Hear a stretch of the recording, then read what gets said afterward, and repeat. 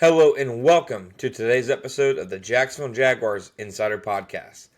My name is John Shipley. I am your host and beat reporter, and I have been your beat reporter covering the Jacksonville Jaguars for On SI every single day since August 2019, and we are continuing to march forward to yet another offseason together.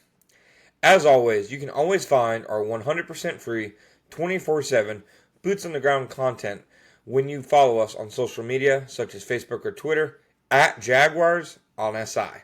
You can also find us at www.si.com/NFL/Jaguars.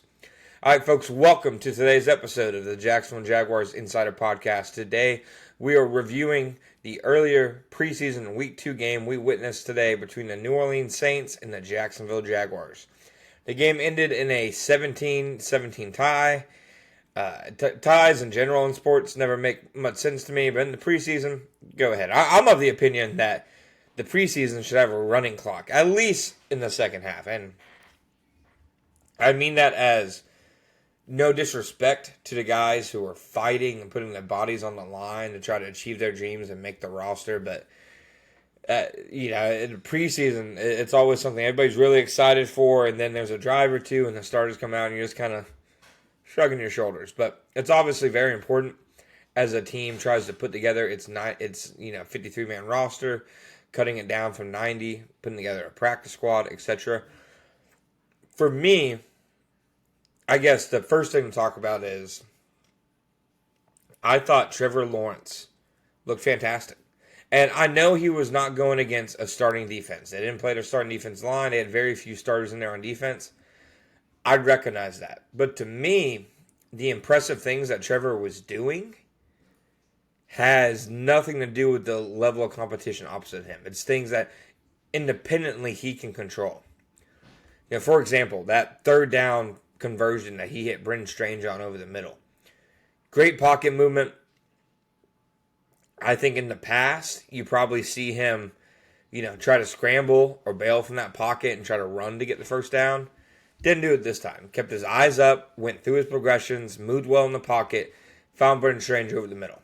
I thought he reacted very well to pressure, which early in his career he was very good at. The sack avoidance early in his career was fantastic. And I feel like over the last season and a half, really since he started getting hurt in 2023, it's kind of taken a step back. And I, of course, won't hypothesize over why that is. I'm not sure. But the numbers reflect it. His pressure to sack rate is up. His sack rate in general is up.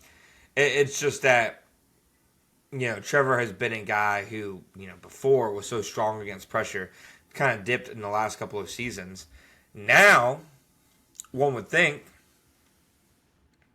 under Liam Cohen, new footwork, new mechanics, new offensive scheme, one would think Trevor Lawrence can overhaul that. And if that happens, then you can make plays like the one where he hit Brendan Strange. Or even, that 7 to 8 yard gain where he found Brian Thomas on the left sideline after, doing his backdoor, to exit the pressure. And I know people hate when he does that little spin out of the pocket. That is something that is taught to quarterbacks. It is a coaching point to escape pressure. It's not something that he's just doing freestyling. It is something that is taught and instilled. I just want to make that clear. But I felt like, you could feel Trevor going through his reads, being decisive. He was very accurate with the football. His only 2 incompletions, he did throw it a little low for Brian Thomas Jr. on his first incompletion. Still catchable ball. Still should have been brought in, but it was definitely a little low. And then he had a throwaway in the red zone to live and fight another day. Move on to the next down. I mean, that alone is not something that you've seen Trevor do a lot in the past, especially in the red zone. And sometimes it's felt like in the red zone in the past that Trevor Lawrence feels like he has to score on this one singular play or they won't get another chance. It's like he feels like he's on fourth down every time he was dropping back in the red zone. So I thought you saw a lot of positive things out of Trevor. I thought you saw a lot of positive things out of him against the Steelers. But I thought this performance was more impressive. They let him do a little more. He obviously played a little bit more. The one mistake was the fumble. And I get it, the context of it, he gets stepped on, etc. But he still should have, if he gets stepped on, and you already realize the mesh in the handoff to the running back is going to be off, just go down. You're in the red zone. There's no point in putting the ball at risk. So that, to me, was the one negative play that he had. Otherwise, I thought Trevor Lawrence had a very solid day, and people should be really excited, in my opinion, for where he is currently at under head coach Liam Cohen and inside his offense. Now, some of the other things that stood out, I thought that the running back room was a position that had a very good day. I mean, Tank Bsby, had a big gain on a screen pass where he, caught the pass and then weaved in and out of traffic for an explosive gain. That's something they needed to see from him. Because the screen game is so important in Liam Cohen's offense, especially to the running backs, that if they can't trust you to be a part of it, it's almost like, why have him in the offense at all? So I thought that Tank Bsby, needed to show that. Needed to show that proficiency on a screenplay, and he did exactly that. Otherwise, I thought Travis Etienne had some really nice downhill runs. Picked up that 15-yard run, explosive gain. Got about 6 or 7 yards on a 3rd and 3, and they decided to run the ball. Again, not against a starting defense, not against a starting defensive line, but it was things that you needed to see, even if it's just a confidence builder. It's something that you just needed tangibly to see, okay, they're improving in this area, improving at X, Y, and Z, whatever it is. I also thought the offensive line, again, for the third or fourth time, not against a starting defensive line, but 40% of what I think is a projected Week 1 starting offensive line for the Jaguars wasn't on the field. Chuma Edoga and Anton Harrison both out. You had Patrick McCarry at right guard, and you had Fred Johnson at right tackle. Trevor, other than that 1 third down the string, just wasn't even really that close to getting touched. They kept him very clean. The second team kept them clean, and they opened up running lanes. I thought it was a very positive performance from a banged-up offensive line. As for the defense, I thought Trayvon Walker showed up. That stunt that he did with Smoot to get the pressure on Saints rookie quarterback Tyler Shuck, I believe it's Shuck. The stunt where Smoot goes, it's I guess you would call an ET stunt. I'm just trying to remember who was the first to go, but I believe it was Trayvon. Trayvon shoots inside, Smoot loops around him. You've seen that. We've seen that a lot in training camp. We've seen that happen often.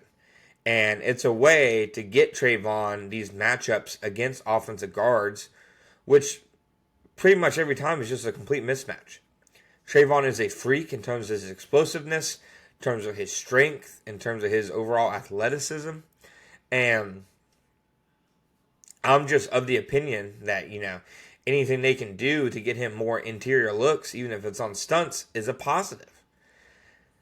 As for some of the negatives on the day, they did have 3 turnovers, 1 from 3 of the 4 quarterbacks. Trevor had the fumble. Nick Mullins had a really rough interception. And then Seth Hennigan had an interception on the final play of the game. As for how the game ended, I got nothing for you. I don't know. It seemed like the right thing to do would have been, run inside, get another couple yards closer for Cam Little, have him kick a game-winning field goal, whatever you need to do. Because Hennigan had completed a really impressive seam pass, down the field to get him in position to win the game. I believe Cohen said after the game that it simply ran the all slants concept. Everybody's doing a slant, and at the end of the day, the defense made a play, which I think people sometimes, it's not the quarterback made a bad throw or the coach called a bad play. Sometimes it is that the defense makes a play. They're allowed to, people. They're not just standing there. It's not routes on air. So the defense made a play. But I thought, obviously, 3 turnovers isn't ideal. I thought that the linebacker room has had better days. Ventrell Miller had a few plays. Devin Lloyd had a nice tackle for loss. But overall, you saw Jack Kaiser. I thought he had a better day than he had probably against the Steelers, but it was still a bit up and down. And then Chad Muma, it looks like, at least to me, that he has to compete with Jack Kaiser for a role as the 4th linebacker. I don't know if it should just automatically be given to Muma because of his seniority. He had a rough day at the office. So thank you guys for listening to today's episode of the Jacksonville Jaguars Insider Podcast. My name is John Shipley. As always, we'll be back next time.